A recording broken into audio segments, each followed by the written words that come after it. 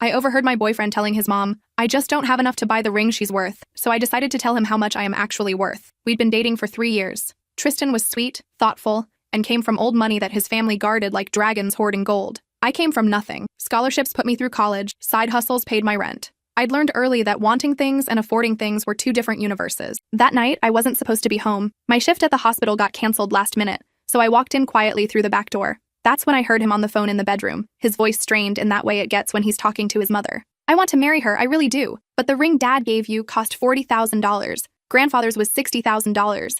I just don't have enough to buy the ring she's worth." My stomach dropped. Not because of the money, but because he was measuring my value in carats. His mother's voice crackled through the speaker. "Well, if you can't afford a proper ring, maybe you should reconsider. A woman expects certain standards." I backed out quietly and drove around for an hour, letting my anger crystallize into clarity. When I came home, I acted normal. We ordered takeout, watched a movie, but I'd made my decision. The next morning, I called my boss and took a personal day. Then I scheduled a meeting with Tristan's father at his office downtown. Bernard was shocked when his assistant showed me in. "Is everything all right with Tristan?" he asked, concerned. "Everything's fine," I said, sitting across from him. "I'm here about the trust fund." His eyebrows shot up. "I'm sorry? The trust fund my grandmother left me. The one I've never touched. I need to access it now." You see, what Tristan didn't know, what his whole family didn't know, is that my grandmother wasn't just anybody. She was Evelyn Chen, tech pioneer who sold her company in 1987 for $340 million. She lived modestly, invested wisely, and when she died, she left everything to her only grandchild, me. The lawyers had strict instructions.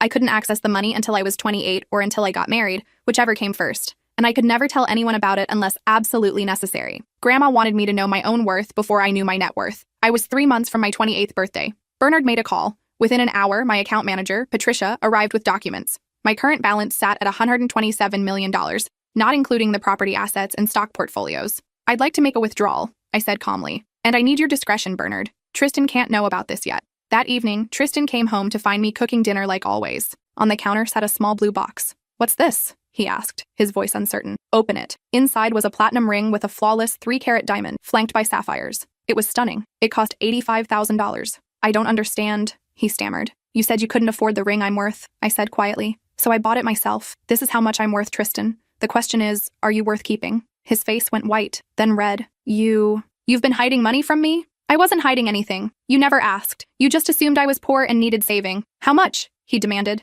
I smiled. "Enough that your mother's opinion about proper standards doesn't matter anymore." The next morning, I woke up to find Tristan gone. His mother had called 47 times. When I finally answered, her voice was ice. "You manipulative little—" "Careful," I interrupted. "I'm recording this." She hung up. 3 days later, Tristan showed up at my apartment with his father. But Bernard wasn't there to help his son. He was there to make me an offer. "May we come in?" Bernard asked, his voice careful. I stepped aside. Tristan wouldn't meet my eyes. He looked like he hadn't slept. His designer shirt wrinkled for the first time since I'd known him. Bernard sat on my second-hand couch and pulled out a folder. "I'm here in my capacity as your grandmother's executor and trustee." "I know who you are," I said. "What you may not know is that Evelyn left specific instructions regarding your inheritance. Instructions I was bound to follow." He opened the folder. "She wanted you to experience life without wealth, to build your own identity, to find someone who loved you for who you were, not what you had." Tristan finally looked up. "You knew? The whole time?" "I've known since the day you introduced her," Bernard said quietly. "Your grandmother and I were close friends for 40 years. When she showed me her granddaughter's photo, I recognized the young woman my son was dating." My hands went cold. "You've been watching me?" "Not watching. Waiting." Evelyn's will had a provision. If you fell in love and that person proposed without knowledge of your wealth, the trust would release immediately. But if anyone told you about the money, or if anyone in my family revealed your identity, the entire estate would go to charity. The room spun. "So you let Tristan think I was poor?" "I let him know you for who you are," Bernard corrected. "And when I heard him on that phone call with his mother, when I heard him say he couldn't afford the ring you deserved, I knew exactly what kind of man my son had become." His voice broke slightly. "I'm ashamed to say I didn't raise him better than that." Tristan stood up suddenly. "I don't need to listen to this." "Sit down," Bernard ordered. For the first time, I heard the steel that had built a financial empire. "You will hear what you've cost yourself." Tristan sat. Bernard turned back to me. "Your grandmother wanted you to make the choice freely. She wanted you to know if someone loved you or loved your potential wealth. That's why I couldn't intervene when my wife said those horrible things about standards and proper rings." "Your wife knew?" I asked. "No. No one knew except me and Patricia. And now, because you've accessed the trust, the provisions are complete. You're free to tell anyone you want." I looked at Tristan, really looked at him. The man I'd spent 3 years with suddenly seemed like a stranger. "Did you love me?" I asked him directly. He opened his mouth, closed it. "I thought I did. But not enough to marry me with a simple ring from a pawn shop? That's not fair," he protested. "You don't understand the pressure. My mother, my family, they have expectations." "I understand perfectly," I interrupted. You chose their expectations over me. Bernard pulled out another document. There's one more thing. Evelyn left you a letter to be delivered when you access the trust. He handed me an envelope with my grandmother's handwriting. I opened it with shaking hands. My dearest granddaughter, if you're reading this, you've made it to 28 or fallen in love. Either way, I'm proud of you. I hope you've learned that your worth has nothing to do with bank accounts or family names. You're brilliant, hardworking, and kind. That's your inheritance from me that matters most. The money is just a tool. Don't let it change who you are. Don't let it make you cruel or cold. And whatever you do, don't waste it on someone who only wants you after they know you have it. Live boldly. Love fiercely. And if anyone ever makes you feel small, remember, you come from women who built empires. All my love, Grandma. I wiped my eyes. When I looked up, Bernard was smiling sadly. She was an extraordinary woman, he said, and she raised an extraordinary granddaughter. Tristan reached for my hand. We can start over. Now that I know, I pulled away. Now that you know what? We can have a real future. The kind my family expects. The kind we both deserve. I deserve someone who wanted me when I wore scrubs and ate ramen for dinner, I said quietly. You're not that person. You're being unreasonable. His mother's voice came from my doorway. I hadn't even heard her come in. My son loves you. This is just a misunderstanding. I stood up. Mrs. Whitmore, I don't recall inviting you. I have every right to protect my son from gold diggers. Bernard winced. Victoria, please don't make this worse. Worse? She advanced into my apartment, her heels clicking on the worn hardwood. This girl trapped our son. She hid her wealth to make him look bad, to manipulate him into— Enough, I said. My voice came out steady and cold. I'm going to say this once. I never hid anything. I lived my life. Your son met me at a coffee shop where I was working the register between classes. He pursued me. He told me he loved how real I was, how refreshing it was to meet someone who wasn't after his family's money. Exactly, Victoria said. Because you already had money. I had nothing, I corrected. I had student loans and a shared apartment with 3 roommates. I worked 40 hours a week and still couldn't afford new shoes. That was my reality. The money in a trust fund I couldn't touch might as well have been on the moon. But you knew it was there, she insisted. And you know you have a retirement account. Does that mean you're wealthy today? Or does it mean you have something waiting for the future? She opened her mouth, closed it. I turned to Tristan. I loved you. Past tense. I loved the man who brought me soup when I was sick and couldn't afford a doctor, who studied with me at the library because I couldn't afford coffee shops, who told me that being with me was worth more than all the money in the world. I held up the ring box he'd never actually offered me. But that man died the second he told his mother I wasn't worth a proper ring. I never said that, Tristan protested. You said you didn't have enough to buy the ring I was worth. As if my worth could be measured in dollars. As if the problem was the ring and not the fact that you valued your family's opinion more than your love for me. Bernard stood. Victoria, Tristan,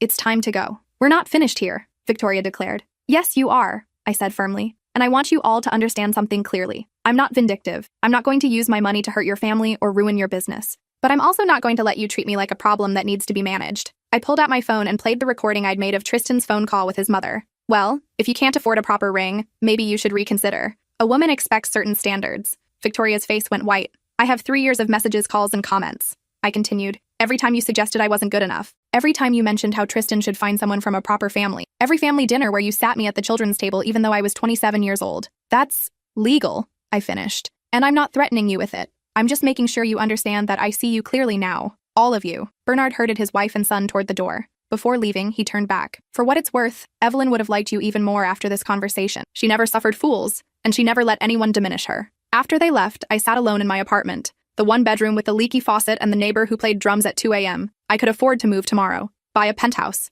Never work another shift. But Grandma's letter echoed in my mind. Don't let it change who you are. I called Patricia. I need to set up some things, I told her. Scholarships for nursing students. A fund for families who can't afford medical care. An investment in affordable housing. Of course, she said. How much are we allocating? Half, I said. Half of everything. I want to live comfortably, but I want to remember where I came from. Your grandmother would approve, Patricia said softly. She did something similar. I know, I replied. That's why I'm still living in this apartment, at least for now. That night, I put the $85,000 ring in a safety deposit box. Not because I wanted to keep it, but because someday I wanted to show it to my daughter or niece and tell her this story. Tell her that knowing your worth means never letting anyone make you feel worthless, no matter how many zeros are in your bank account. 2 weeks later, I got a text from Bernard. Tristan has been cut off. He needs to learn the value of earning his own way. If you're amenable, I'd like to take you to lunch. Not as his father, but as your grandmother's old friend. I have stories about her I think you'd like to hear. I agreed. We met at a diner, not one of his usual 5-star restaurants. He ordered coffee and pie. Evelyn and I met in 1978, he began. She'd just started her company. I was a junior analyst at an investment firm. She came in to pitch her technology, and every partner in the room dismissed her, told her to get her husband to present it instead. What did she do? She walked out, went to our competitor, and made them billionaires. He laughed. I quit the next day and begged her to let me manage her money. She said yes, but only if I promised to never mistake quiet for weak. She sounds incredible. She was terrifying and wonderful. She once fired an entire board of directors because they suggested she retire and let the men run things. This was 1985. She replaced them all with women and minorities, and the company's value doubled in 2 years. I smiled, imagining it. When she got sick, Bernard continued, she made me promise something. She said, my granddaughter is going to inherit a fortune, but I want her to inherit something more important first. I want her to inherit herself. That's why the restrictions on the trust. Exactly. She was afraid you'd be swallowed up by wealth before you knew who you were. She wanted you to struggle a little, to build your own identity, to know your own strength. Did she think I'd marry someone like Tristan? Bernard sighed. She hoped you wouldn't, but she knew it was possible. That's why she set up the test. If Tristan had proposed knowing you were poor, had committed to you without knowing about the money, she would have approved the marriage and released the funds immediately. She believed someone who loved you at your perceived worst would cherish you at your best. But Tristan couldn't do it. My son, Bernard said slowly, has been given everything his entire life. He doesn't know how to value things he has to work for. I enabled that. His mother enabled that. And now he's learning a very expensive lesson. You really cut him off? Completely. He has his salary from the company, nothing more. No trust fund, no credit cards, no safety net. He's living in a studio apartment and taking the subway to work. How's he handling it? Bernard's expression was pain. Not well. But sometimes the kindest thing a parent can do is let their child struggle. I should have done it years ago. We talked for 3 hours. He told me about Grandma's adventures, her failed relationships before Grandpa, her fears about leaving me money. He showed me pictures I'd never seen. Her at 25, fierce and determined. Her at 60, softer but still commanding. She wanted you to know something else, Bernard said as we were leaving. The money is yours to do with as you please. But she hoped you'd use it to build something, like she did. Not just for yourself, but for others who need a chance. I'm already working on it, I said. Scholarships, medical funds, housing investments. His eyes welled up. She knew you would. 3 months later, I was at the hospital when a patient came in with a young daughter. The woman had insurance, but not enough to cover the specialist her daughter needed.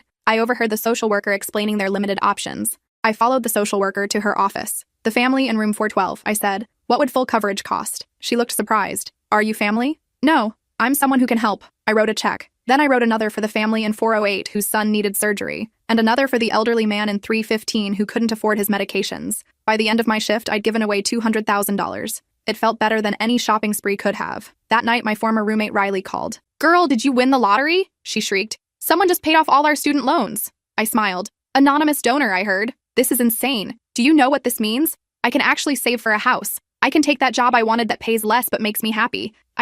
She started crying. I can breathe. You deserve it, I said. You worked so hard for that degree. We all did. But seriously, if you find out who did this, I need to thank them. I never told her it was me. That wasn't why I did it. 6 months after the breakup, I ran into Tristan at a coffee shop. He looked different, tired. His expensive watch was gone. His clothes were off the rack. Hey, he said awkwardly. Hey, can we talk? We sat down. He had regular coffee, not his usual complicated order. I've been thinking a lot, he began, about what you said, about how I measured your worth in dollars. I waited. You were right. I was raised to think value came from price tags and family names. I thought love was supposed to look a certain way, cost a certain amount. I never learned to value things I couldn't quantify. What changed? Dad cut me off. I'm living on $3,000 to $800 a month. Do you know how hard that is? I almost laughed. Yes, Tristan, I do. That's more than I lived on for years. He had the decency to look embarrassed. Right. Of course. I'm sorry. I'm learning things I should have known years ago, like how to budget, how to cook, how to take the subway without looking terrified. Those are good skills. I'm also learning that I took you for granted.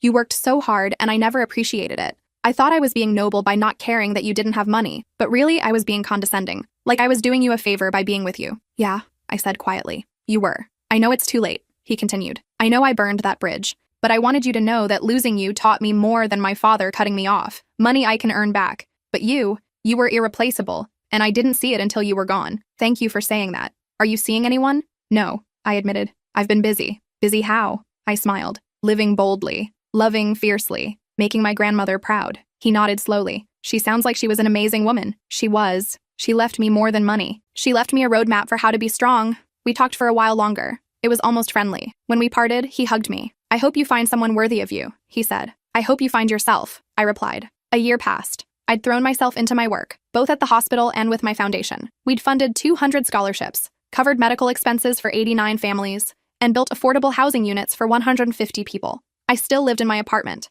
still drove my old car, still worked my shifts, but I also traveled. I'd always wanted to see Thailand, so I went. Then Morocco, then Iceland. Not staying in luxury hotels, but in hostels and local guest houses, meeting people who reminded me why Grandma wanted me to know myself first. In Reykjavik, I met Henrik. He was a teacher from Norway, traveling on summer break. We bonded over cheap wine and shared stories about our worst students. What do you do? He asked on our third night. I'm a nurse, I said. And I run a foundation that helps families with medical and educational expenses. That's beautiful work. What about you? I teach literature to teenagers who would rather be anywhere else. Some days I'm convinced I'm wasting my life. Other days, a student tells me a book I recommended changed their perspective, and I remember why I do it. We spent 2 weeks together. When it was time to go home, he kissed me goodbye at the airport. If you're ever in Norway, he said. If you're ever in New York, I replied. 3 months later, he showed up at my apartment with a backpack and a nervous smile. I took a sabbatical, he said. Thought I'd spend it in New York, if that's okay. It was more than okay. Henrik didn't know about my money. He knew I worked at a hospital and ran a small foundation. When I told him I needed to work weekends, he never complained. When I said I couldn't afford expensive restaurants, he cooked for us instead.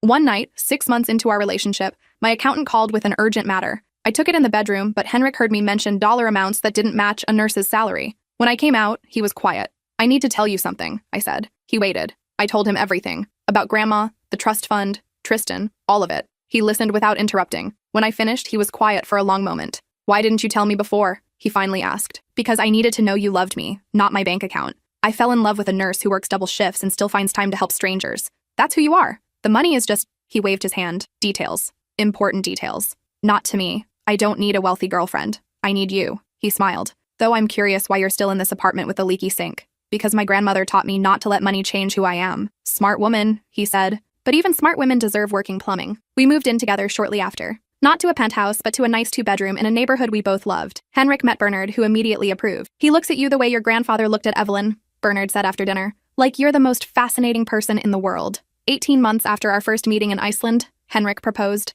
The ring was simple silver with a small sapphire. It's not much, he said nervously. Teacher's salary doesn't leave room for... It's perfect, I interrupted. It's exactly what I'm worth. He looked confused. I pulled out the box with the $85,000 ring I'd bought myself years ago. This is what I thought I needed to prove my value. But this, I held up his simple ring. This is given with love. That's what makes it priceless. We got married in a small ceremony. Bernard walked me down the aisle. Riley was my maid of honor. Henrik's family flew in from Norway. Tristan sent a card. Inside was a simple note. Congratulations. I'm happy you found what I couldn't give you. There was no signature, but I recognized his handwriting. Bernard pulled me aside during the reception. Your grandmother would have loved this day. Simple, authentic, full of real joy. I wish she could be here. She is, he said, pointing to my heart. Every choice you've made, every person you've helped, every time you've stayed true to yourself, that's her living through you. After the wedding, Henrik and I took over management of the foundation together. He brought his teaching expertise, helping us develop educational programs. I brought my medical background for the healthcare initiatives.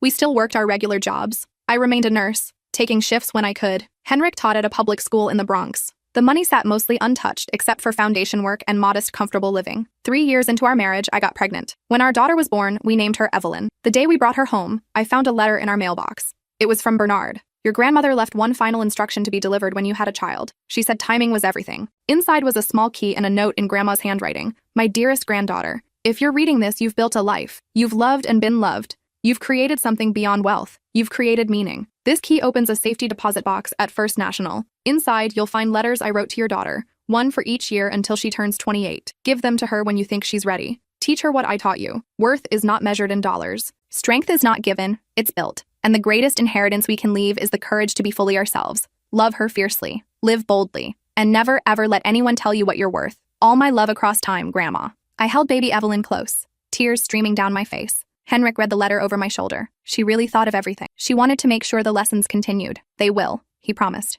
We'll make sure of it. 5 years later, little Evelyn was starting kindergarten. We lived in a modest house in Queens, chosen for its good school district and diverse neighborhood. Henrik had been promoted to principal. I'd become head of emergency nursing at my hospital. The foundation had grown beyond anything I'd imagined. We'd helped thousands of families, funded hundreds of scholarships, built affordable housing in 3 states. One morning, I was dropping Evelyn off at school when I saw a familiar face in the pickup line. Tristan. He was older, lines around his eyes, but he looked peaceful. Next to him was a woman I didn't recognize and a little boy about Evelyn's age. Our eyes met. He gave a small wave. I waved back. After drop-off, he approached me in the parking lot. This is weird, he said, laughing nervously. Yeah, that's your daughter? She's beautiful. Thank you. That's your son? Yeah, Oliver. He's my whole world. What brings you to this neighborhood? I thought you'd moved to Manhattan. I did for a while. But Dad kept me cut off for 5 years. By the time he felt I'd learned my lesson, I'd gotten used to living simply. Turns out I like it better. This neighborhood felt like home. And the woman? My wife, Natasha. She's a high school teacher. We met at a parent-teacher conference for my nephew. She had no idea who my family was.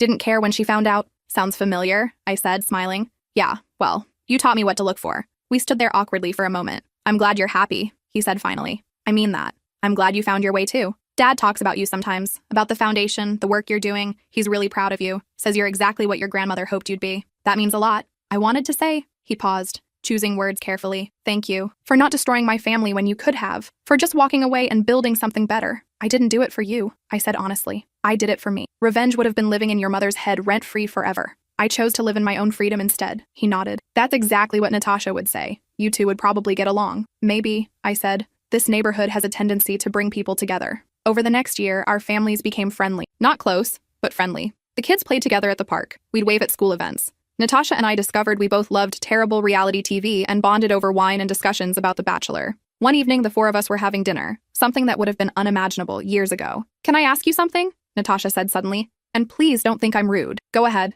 Tristan told me what happened with you two. The money, the ring, all of it. But he also said you could have made his life hell and you didn't. Why? I thought about it. Because holding on to anger would have meant he still had power over me. Letting go meant I got to decide who I wanted to be. That's incredibly mature. Trust me, I had some very immature moments first. I may have sent his mother a fruit basket with a note saying, "Thanks for raising a son who taught me what I deserve," before blocking her number. Tristan choked on his wine. You didn't. I absolutely did. The note was in calligraphy. It cost $200. Natasha burst out laughing. Oh my God, I love it. What did she do? Tried to call 93 times before realizing I'd blocked her. Bernard told me she ranted about it for weeks. She still brings it up sometimes, Tristan admitted, usually when she's had too much champagne at family events. Good, I said cheerfully. Every time she eats a pear, I want her to think about the daughter-in-law who got away. We all laughed. It felt good, healing even. Henrik squeezed my hand under the table. My wife, the fruit basket assassin. It was a very expensive fruit basket, I defended. Imported cheeses, fancy crackers, those weird tiny jams. I wanted to make sure the message was classy. The message was "fuck you" wrapped in cellophane,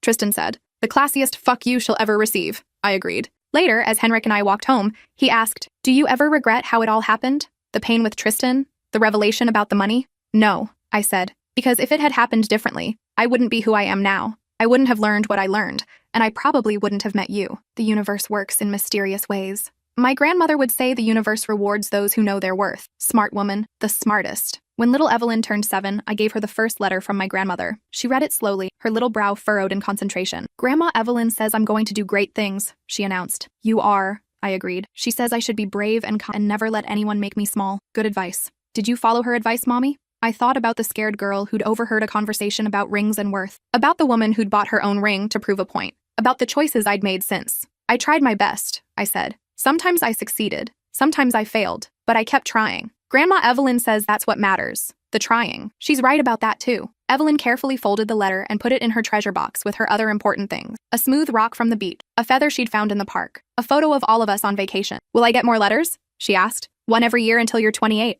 That's so long from now. It'll go faster than you think. That night, I pulled out my own letter from Grandma. The one that had started everything. I read it again, like I did every year on the anniversary of accessing the trust. Live boldly. Love fiercely. And if anyone ever makes you feel small, remember, you come from women who built empires. I'd built my empire. Not of buildings or stock portfolios, though those existed, but of choices and values and relationships built on honesty. An empire of helping hands and second chances. An empire where worth was measured in impact, not income. The foundation had grown to a $400 million operation. We'd helped tens of thousands of families, created opportunities for people who'd been told they weren't worth investing in. Every scholarship recipient got a letter from me. Someone believed in me when I needed it most. Now I'm passing that belief forward to you. Use this opportunity wisely, not because you owe me, but because you owe yourself the chance to become everything you can be. I'd gotten thousands of letters back over the years. Thank you notes from students who'd graduated, from families who'd gotten through medical crises, from people who'd moved into our affordable housing and rebuilt their lives. Those letters filled an entire room in our house.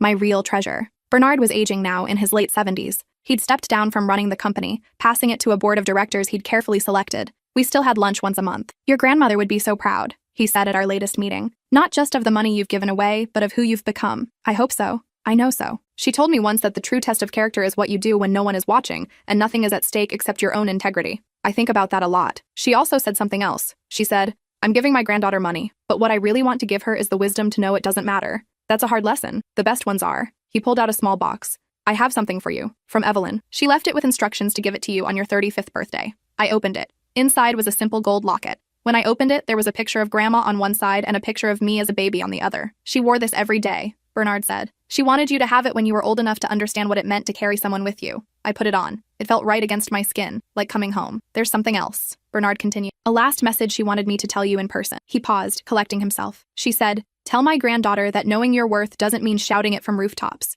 It means walking through the world with quiet confidence, helping others find their own worth along the way. That's the real inheritance. That's what builds empires that last." I wiped tears from my eyes. Thank you for carrying all these messages for so long. It was my honor. Your grandmother was the love of my life, though I never told her. I was married to someone else, built a different life, but she was the one who taught me what real worth looked like. When she asked me to watch over you, to help you find your way, it was the greatest gift she could have given me. She loved you too, I said. I can tell from the way she trusted you with all of this. He smiled sadly. Some loves aren't meant to be lived, they're meant to be honored. I honored her by helping you become who you were meant to be. We sat in comfortable silence for a while. What will you do now? He asked eventually. You've accomplished so much. What's next? I want to expand the foundation internationally. There are kids in developing countries who need the same chances I had. I want to build schools, fund medical clinics, create opportunities. Ambitious. Grandma would expect nothing less. No, she wouldn't. 2 years later, we opened our first international initiative in Ghana, a school and medical clinic combined, serving 500 children and their families.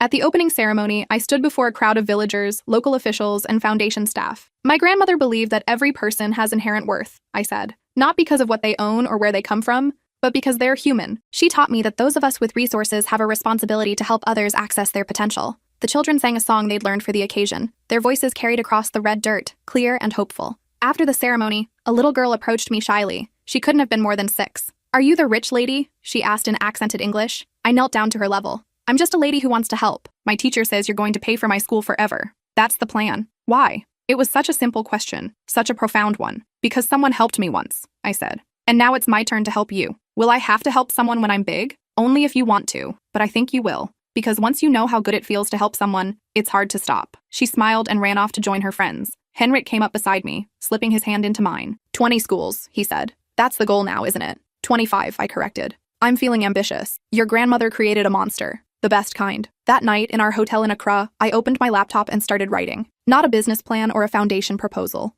A letter. Dear Evelyn, by the time you read this, you'll be 28. The same age I was when I first accessed your great-grandmother's trust fund. I wonder what kind of woman you'll be. What dreams you'll have. What struggles you'll have faced. I'm writing to tell you the same thing great-grandma Evelyn told me. Know your worth. But let me add something she learned too late to tell me directly. Knowing your worth also means helping others discover theirs. The money I'm leaving you comes with no restrictions. You can access it whenever you need it. But I hope by the time you do, you'll already know what great-grandma wanted me to know. The money is just a tool. Who you are matters more than what you have. I've lived a beautiful life. I've loved deeply, worked hard, and helped where I could. I've made mistakes and learned from them. I've lost people and found new ones. And through it all, I've tried to honor the woman who gave me more than money. She gave me a blueprint for living. Whatever you do with your inheritance, do it with intention. Do it with love. Do it with the knowledge that you come from a line of strong women who built empires, not of wealth, but of worth. Live boldly, love fiercely, and never let anyone tell you what you're worth. All my love, your mother. I saved it in a file marked, for Evelyn, age 28. Someday she'd read it. Someday she'd make her own choices about what to do with the fortune she'd inherit.